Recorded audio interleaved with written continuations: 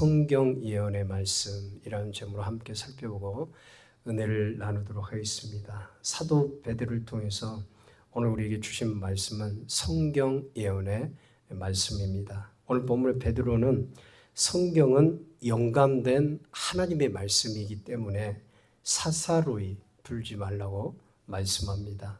이 사사로이 풀지 말라고 하는 뜻은 현대인의 성경에 보니까 이렇게 기록이 되어 있어요.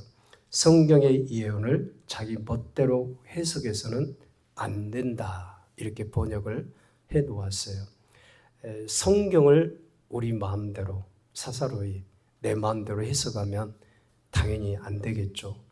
성경에 게시된 말씀은 자기 주관적인 논리나 혹은 감정이나 이성에 의해서 임의적으로 해석해서는 안 됨을 분명히 말씀합니다. 그 이유가 무엇일까요? 21절을 보면 기록이 되어 있어요. 성경은 성령으로 기록된 성경이기 때문에 성령에 밝혀주는 조명이 있어야 됩니다. 성령께서 이 성경을 기록하셨기 때문에 성령께서 조명해 주셔야 하나님의 말씀의 진리를 깨달을 수가 있습니다. 성령께서 조명해 주시지 않으면 하나님의 말씀을 깨닫지를 못하는 거예요. 디모데후서 3장 16절에 대해서 6절에서도 말씀합니다. 모든 성경은 하나님의 감동으로 된 것이다, 이렇게 말씀합니다. 하나님의 감동으로 쓰여져 있기 때문에 당연히 하나님의 도움을 받아서 하나님의 말씀을 해석하고 풀어야 됩니다. 그런데 오늘날 이 성경을 하나님의 감동으로 성령의 조명하심으로 풀지 않고 자기 멋대로 해석하는 사람들이 적지가 않아요. 이 말씀을 학자라고 쉽게 풀 수 있는 말씀이 아니에요. 공부 많이 했다고 성경이 풀려지는 것도 아니고 지식이 많다고 옳게 해석하는 것도 아닌 것입니다. 분명히 성령의 조명이 있어야 하나님의 말씀이 해석되고 우리에게 하나님의 말씀이 온전하게 우리에게 임하는 것입니다. 그런데 그렇게 하지 않고 자기 임의로 해석해서 푸는 사람들이 있다고 한다면 그건 내가 해석한 대로, 내가 그 하나님의 말씀을 풀고 싶은 대로 왜곡하게 푸는 것이죠. 그렇게 될 경우에 어떻게 될까요? 신앙이 위험을 받게 됩니다. 여러분, 우리가 잘 아는 그 이슬람, 이 모슬렘을 봐도 그런 사실을 우리가 잘 알 수가 있는데요. 모슬렘은 사실 구약에 나타난 구약 성경만 잘 해석해도 예수 그리스도가 우리의 구원의 주님이시다, 메시아이시다, 생명의 주님이시다, 이걸 알 수가 있어요. 그런데 구약 성경을 제대로 해석을 하지 않는 것입니다. 우리 구약에 보면요, 창세기, 출애굽기, 레위기, 민수기, 신명기만 보아도 예수 그리스도가 그 책에 등장을 해요. 천지 창조를 할 때도 예수님께서 성부, 성자, 성령 삼위일체 하나님으로, 창조자 하나님으로 이 우주 만물을 주님께서 창조하셨다고 하는 것을 분명히 우리가 창세기 태초에 천지를 창조하신 그 하나님의 은혜로 우리가 알고 있어요. 여러분, 우리가 레위기를 봐도 알 수 있잖아요. 5대 제사를 보면 번제, 수제, 또 화목제, 속건제, 속죄점, 이런 제사를 보더라도 다 우리 예수님과 관련이 되어 있어요. 예수님과 관련이 되어 있는 그런 제사인데 오늘날 영적인 비늘이 벗기지 않아서 그 예수님, 살아계신 예수님, 그리고 우리에게 구원과 능력이 되신 이 예수님을 보지 못하는 것입니다.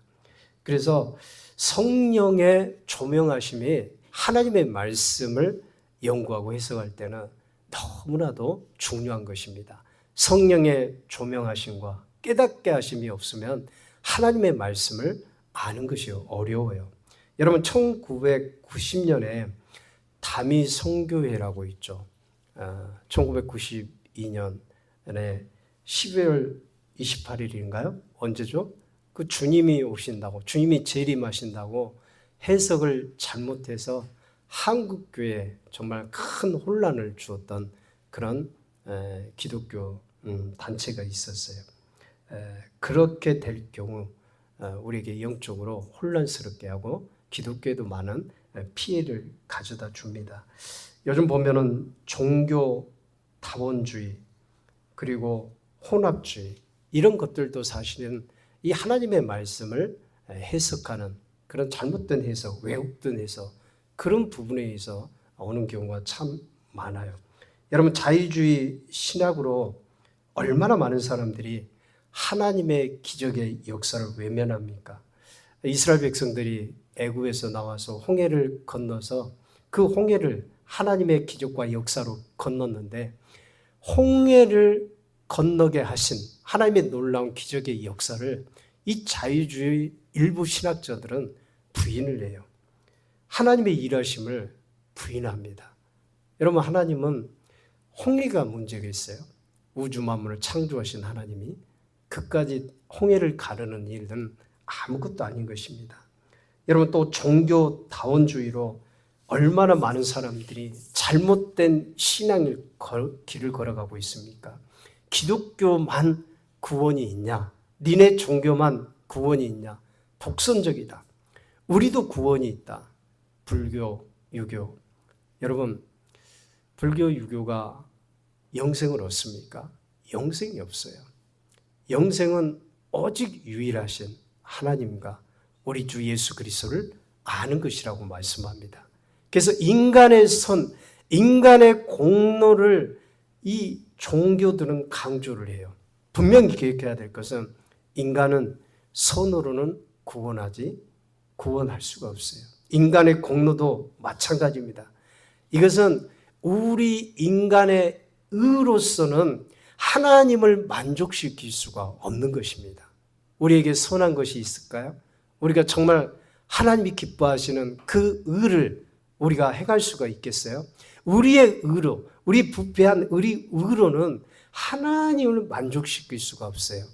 우리 주님의 의로 말미암아서 그분의 십자가로 은혜로 말미암아서 하나님을 만족시켜서 우리에게 구원과 영생을 주신 것이지 우리 인간의 의로서는 도저히 하나님을 만족시킬 수가 없는 것입니다. 그래서 여러분 성경을 잘못 이해하고 해석하게 되면 이렇게 경건한 신앙의 삶을 잃어버릴 수가 있어요. 그렇기 때문에 우리는 하나님의 말씀을 잘 해석해야 되는데 20절을 보면요. 분명히 성경의 모든 예언은 사사로이 풀 것이 아니라고 말씀합니다. 성경은 우리 임의로 해석하고 예언된 말씀을 내 주관적으로 이해하고 적용해서도 안 되는 것이죠. 분명한 하나님의 뜻 안에서 적용도 하고 이해도 하고 깨달아야 되는 것입니다. 그러려면 여러분 어떻게 할까요? 가장 우리가 기초적으로 먼저는 하나님의 말씀을 사랑하고 많이 하나님의 말씀을 보고 읽어야 됩니다. 성경을 많이 읽다 보면 성경을 분명히 알 수 있고요.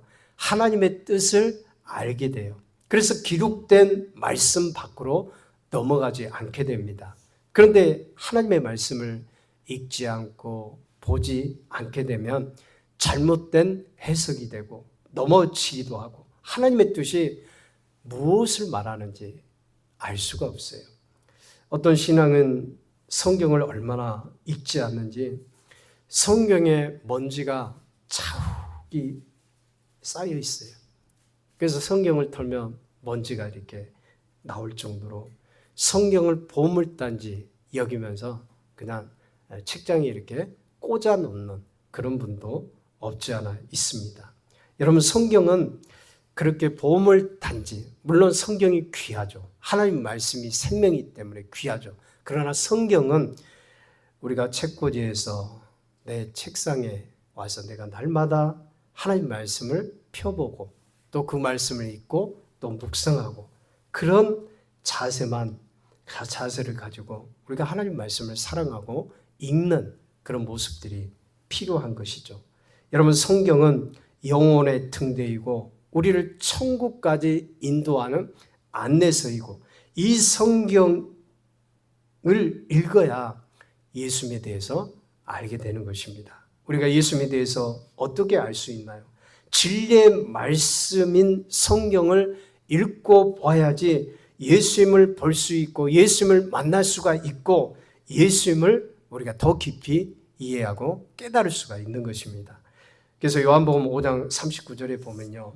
너희가 성경에서 영생을 얻는 줄 생각하고 성경을 상고하거니와 이 성경이 곧 내게 대하여 증거하는 것이로다. 자, 성경이 누구에 대해서 증거한다고 말씀합니까? 성경은 예수 그리스도에 대해서 증거하는 것입니다. 그래서 우리가 구약의 성경을 보게 되면 그 구약의 성경을 통해서 누구를 알 수 있냐? 우리 예수님을 알게 되는 거예요. 그러니까 구약의 그 말씀만 그 문자적으로 보게 되면 영적인 비늘이 벗겨지지 않으면 예수 그리스도에 대해서 알 수가 없어요. 그러나 우리가 성령으로 우리를 비춰주시고 그 말씀을 조명하여 주시면 구약에서 일하시고 함께 하시고 또 오실 메시아 그분에 대해서 예언된 말씀이 바로 우리에게 깨달아지고 알게 된다고 하는 것입니다. 여러분 소경이 소경을 인도하면 둘이 다 구덩이에 빠진다고 말씀합니다. 그렇기 때문에 오늘 저와 여러분들이 매일의 삶 가운데서 이 성경을 보고 연구하는 하루의 시간을 내서 우리 주님을 더 깊이 알 수 있는 상고의 시간을 가질 수 있기를 주의 이름으로 축원드립니다. 두 번째는 성령님의 인도를 받아야 돼요. 21절을 보면 예언은 언제든지 사람의 뜻으로 된 것이 아니요 오직 성령의 감동하심을 입은 사람들이 하나님께 받아 말한 것임이니라. 성경은 분명 성령의 감동하심을 입은 사람들이 하나님께 받아 말한 것이라고 말씀합니다. 그렇기 때문에 성경의 해석은 성령 하나님을 통해서 이루어져야 됩니다. 과거에 우리 신앙의 영적 거장들을 보면 성경을 해석하는 게 다 달랐어요. 그렇게 유명한 영적 거장인데도 불구하고 성경을 해석한 거 보면 조금씩 달라요. 예를 들면 이 성찬식을 할 때도 보면 성찬에 대한 견해를 보아도 칼빈의 견해가 달라요. 그리고 루터의 견해가 달라요. 그리고 쯔빙글리라고 종교개혁했던 이런 분들의 견해가 다 달라요. 여러분 노마 천주교는 어떻습니까? 화채사를 주장해가지고 성찬식을 할 때 떡과 포도주가 직접 예수님의 살과 피로 변화를 한다고 얘기를 해요. 여러분 요한계시록에 나오는 천년 왕국을 말할 때도 무천년설이라든가 또 전천년설, 세대주의 전천년설이라든가 후천년설이라든가 이런 해석들이 다 각기 달라요. 왜 한 성령 안에서 성령의 조명을 받아서 해석을 하는데 왜 다를까요? 저는 성령의 조명하심이 부족했기 때문이지 않을까 그렇게 생각이 돼요. 여러분 목회자에 따라 신학자에 따라 자기가 배운 학문에 따라 이렇게 차이가 나는 것입니다. 여러분 왜 이런 차이가 있고 왜 이런 견해들이 있을까요? 그것은 성령을 받아 성령의 감동을 받아서 말한 것이 아니기 때문이에요. 만약 성령의 감화를 받아 말한 것이라면 뜻과 해석이 분명히 일치가 돼야 돼요. 하나가 돼야 됩니다. 그런데 그렇지 못한 것을 보면 하나님의 성령의 조명하심이 없었다고 하는 것을 알 수가 있죠. 그렇기 때문에 우리가 성경을 알아가고 깊게 공부하고자 하는 열망은 좋아요. 그러나 성경이 말하는 곳에서 말을 해야 되고 성경이 멈추는 곳에서 멈춰야 됩니다. 오늘 어떤 교회들을 보니까 하나님의 말씀을 전할 때 너무 영적으로 이렇게 해석하고 전하는 그런 교회들도 있습니다. 다시 말하면 어떤 사건이라든가 현상이라든가 일을 두고서 무조건 영적으로만 해석을 해요. 그런데 이게 잘못하면 오류를 범할 수가 있거든요. 영적으로 해석해야 될 말씀이 있고요. 문자적으로 말씀을 해석해야 될 말씀이 있어요. 그리고 비유적으로 풀어야 될 말씀이 있어요. 또 상징적으로 해석해야 될 말씀이 분명히 있습니다. 예를 들면 요한계시록 3장에 나오는 짐승의 표가 있죠. 오른손이나 또 이마에 표를 받는다는 말씀이 있어요. 여러분들은 이 말씀을 어떻게 설교를 들었고 어떻게 또 해석을 하고 계십니까? 상징적인 해석이 맞을까요? 아니면 문자적인 해석이 맞을까요?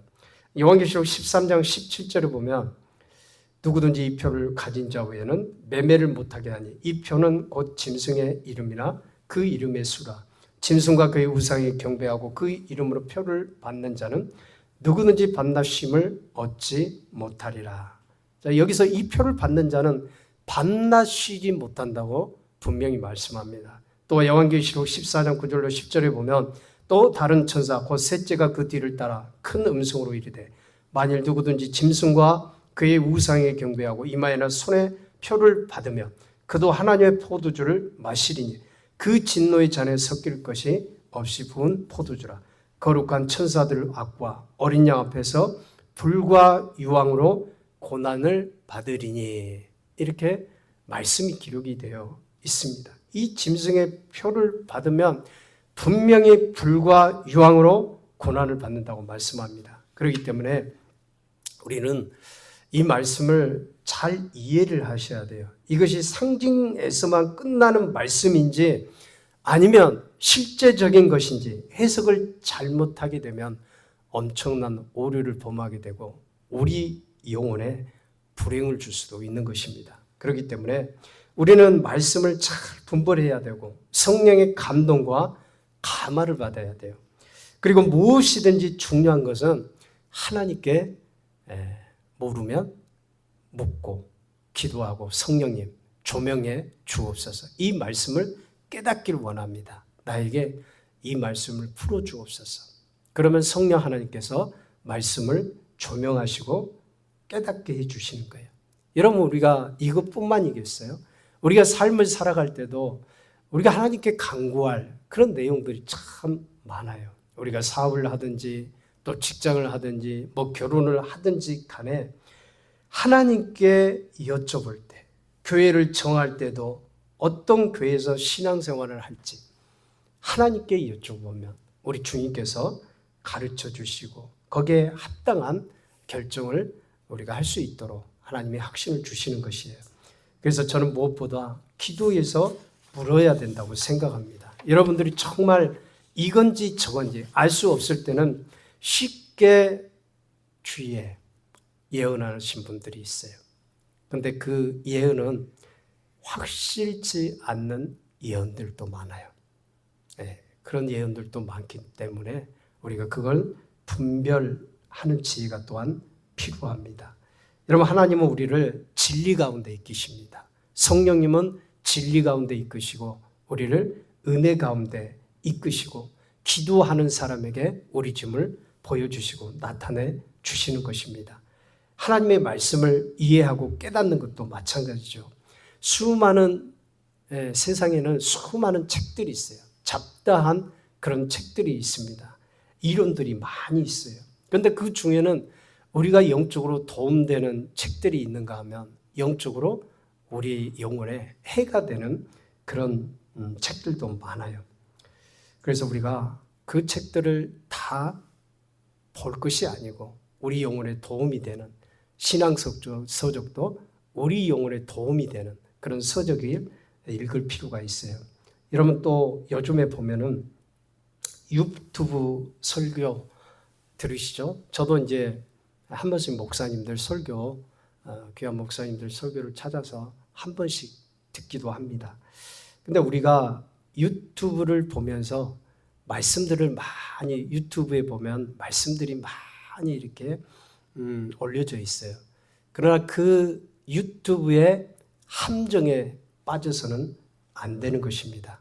그 유튜브에 좋고 또 하나님의 말씀을 잘 전하는 건강한 설교도 있지만 그렇지 못한 설교들도 많이 있습니다. 자기 철학과 사상과 이념을 살며시 집어넣어서 전하는 분들도 분명히 있어요. 여러분 분명히 기억하시기 바랍니다. 그리스도의 말씀 외에 그 어떤 사상이나 철학이나 역사나 이념이 위에 있으면 안 되는 것입니다. 목회자는 주님께 하나님의 말씀을 증거하라고 부름을 받았어요.